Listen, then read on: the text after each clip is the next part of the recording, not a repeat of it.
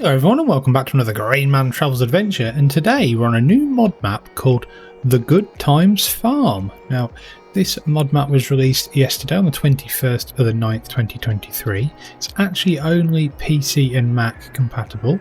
It's on a version 1.0.0.0. It's 350.66 megabytes to download, and it's made by a map maker called Carl TG. So let's just run through some of the information off a mod hub.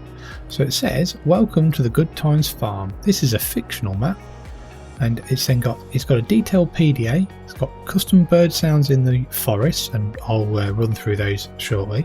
One main farm including a small log cabin in the woods. It's got custom 3D textures, which on some things you can really tell. It's got a train system with sell points. It's got quite a nice one actually, I must admit. It's got 51 fields with missions.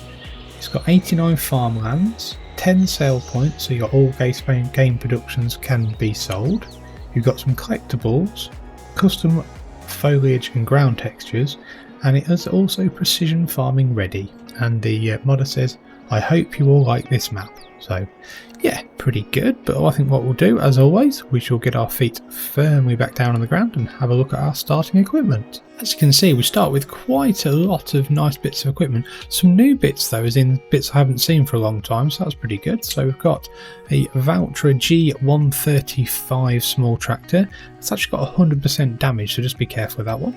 You've also got a Mass Ferguson MF7726S medium tractor with 280 horsepower but no damage. The Valtra has actually got 145 horsepower, I think I skipped over that bit. Wow, lots and lots of large tractors, didn't expect that.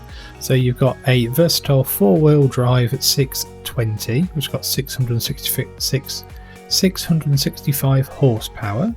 We've got a John Deere 8R410 with 458. I do like the John Deere 8R actually. We've also got the Fendt 942 Vario with 415 horsepower.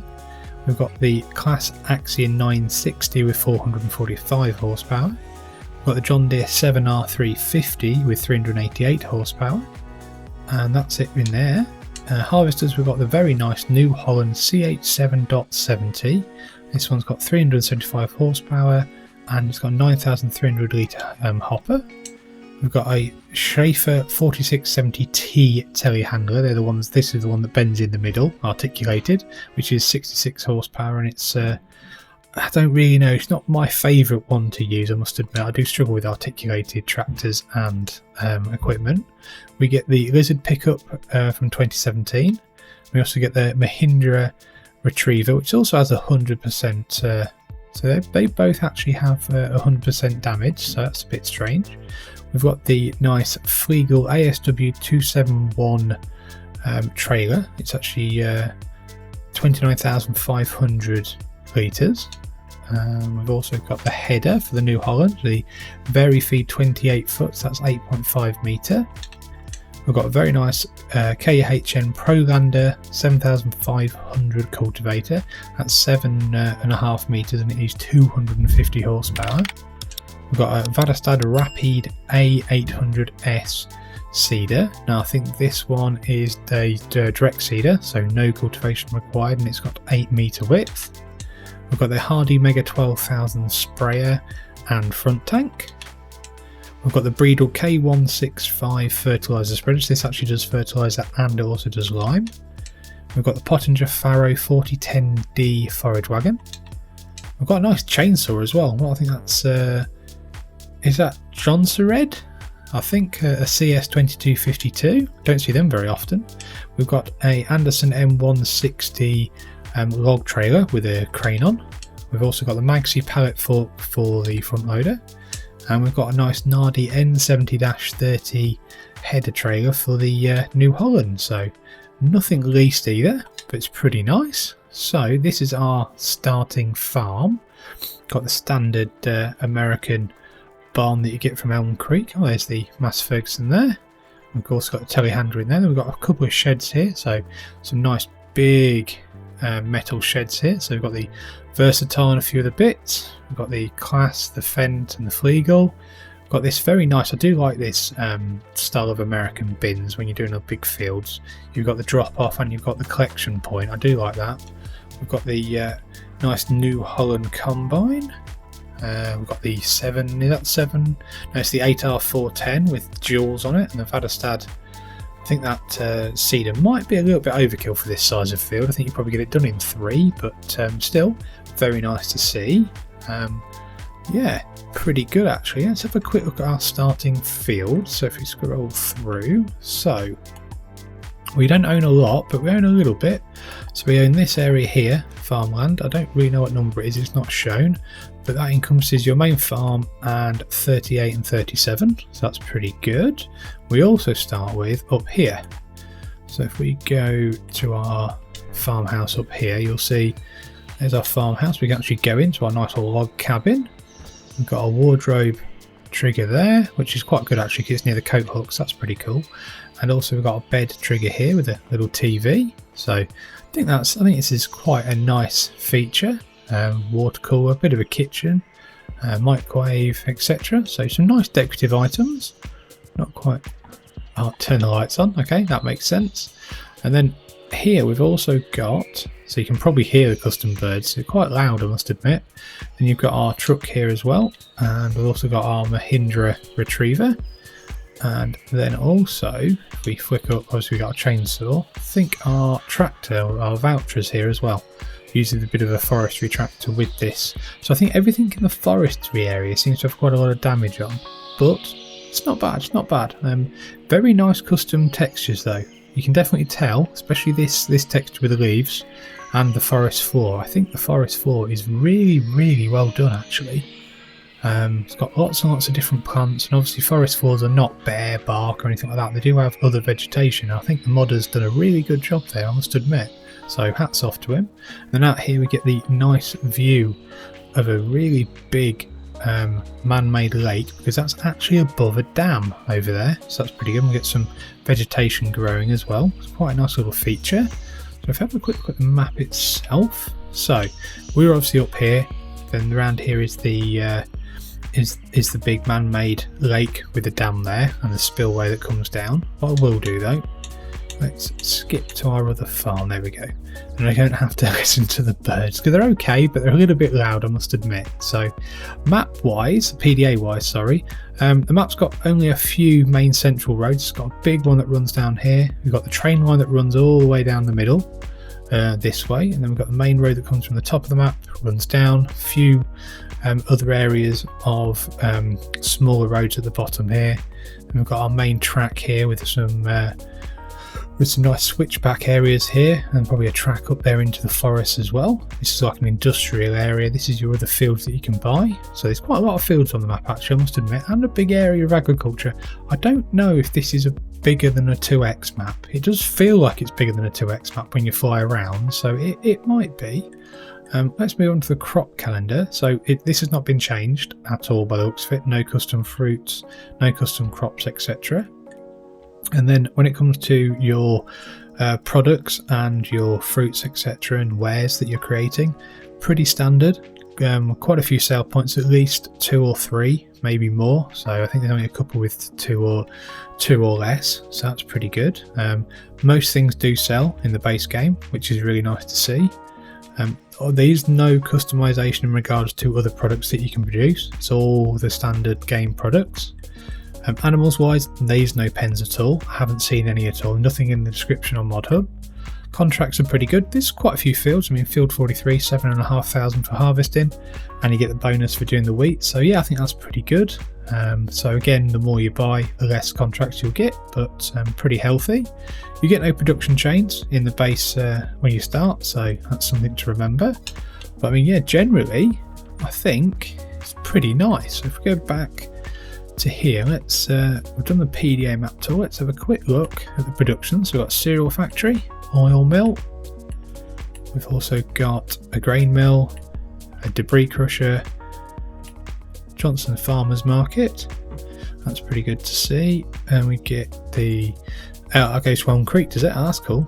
And then what else do we get? So we've got the farm cellar on our farm, we've got a hayloft on our farm, gas station, spinnery, great processing unit, carpentry, vehicle shop, dairy, bakery, fast food restaurant, the animal dealer, supermarket, and up here in the more industrial area, so obviously again, so it goes all the way to Elm Creek, so train yard production, train yard, and the rent train, so obviously there you can drop things off, lime station, industrial site, rent train, storage bay, BGA. Let's have a quick look at the BGA. I always like to see how much they are. It's not a massive one actually. Okay, it's not too bad. 135,000. Okay, that's pretty good actually. It's not bad at all. We then have a biomethane station, electric charging station, and then our house triggers up here. And I think, yeah, that's pretty much it. So actually the biggest fields are up here by the looks of it. So yeah, not too bad at all.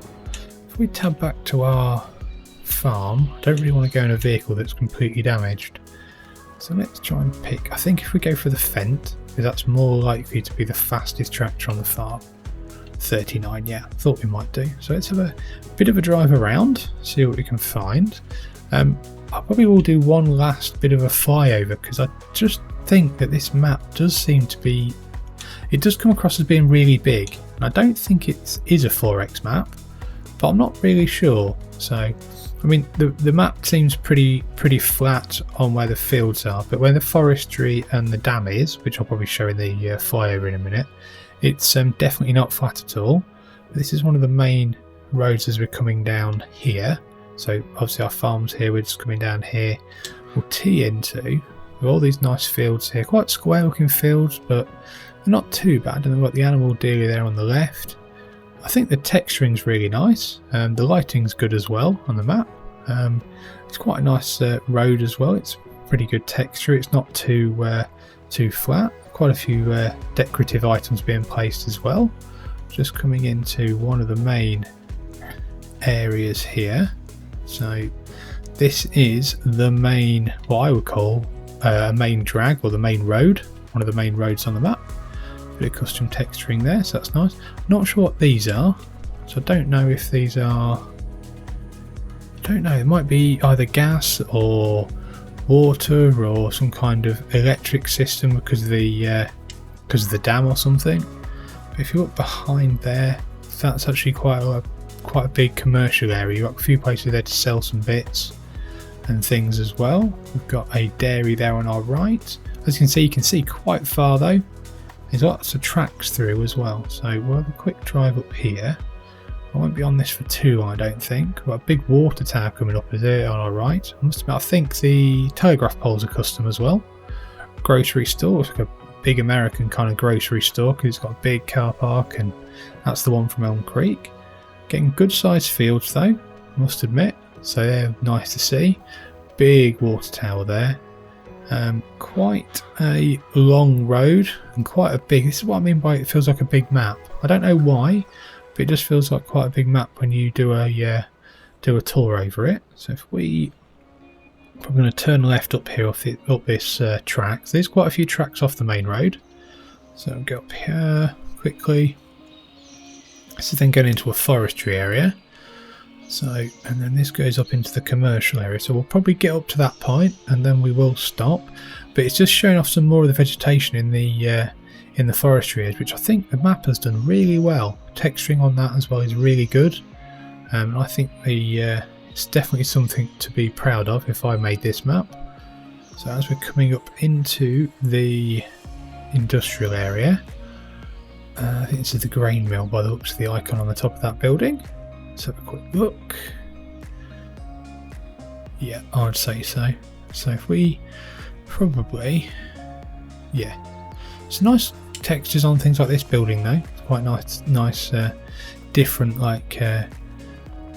building with lots of nice decorative items around as well. There's the BGA over there we went to. So I think what we'll do though is we'll have a quick look at the field prices. So what have we got? If we want to expand our farm, 8,000. Wow. 35,000 for 14.44 acres. Well, that's quite cheap. 30,000. 29. 11, 10, 8, 4, 3, 2, 1. Thunderbirds are go. 4, 8. I'm very surprised. 44, 36. Wow. Okay. The farmland is really, really cheap. Like, ridiculously cheap. Let's have a quick look up here at the top. 65, 43, 100, but that's forestry and, wow, 93. Okay, so if we want to sell our, that's 41, 56, 14, 21, 51. Okay, that's very strange. Oh well.